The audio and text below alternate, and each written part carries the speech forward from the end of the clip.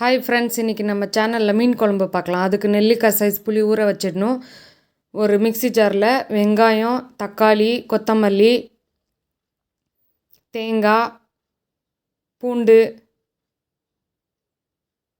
எல்லாத்தையும் போட்டுட்டு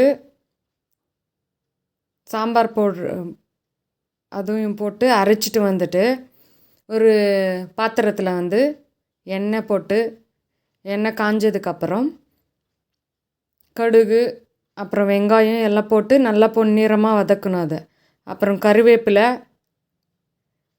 அந்த அரைச்ச விழுதை போட்டுட்டு நல்லா எண்ணெய் பிரிஞ்சு வர்ற வரைக்கும் நம்ம அதை வதக்கிட்டே இருக்கணும். எண்ணெய் பிரிஞ்சு வந்ததுக்கப்புறம் உப்பு தேவையான அளவு, மிளகாத்தூள், மஞ்சள் தூள், தனியாத்தூள் நம்மளுக்கு தேவையான அளவு போட்டு அது நல்லா வதக்கணும். நல்லா பொன்னிறமாக வதக்கணும்.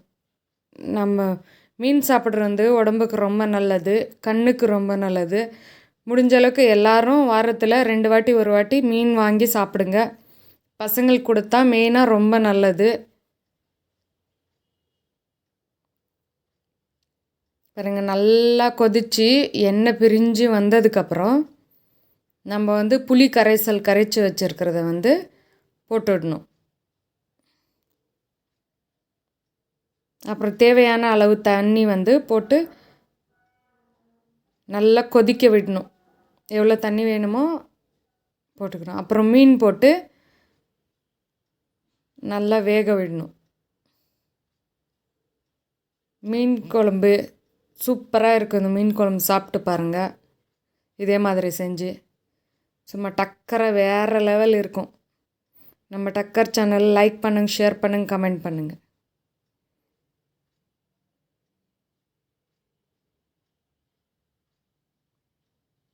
இது சாதம், இட்லி, தோசை எல்லாத்துக்கும் சூப்பராக இருக்கும்.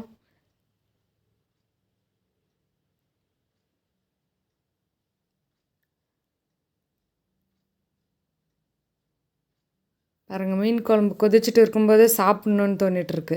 சூப்பராக இருக்குது. இதே மாதிரி செஞ்சு பார்த்துட்டு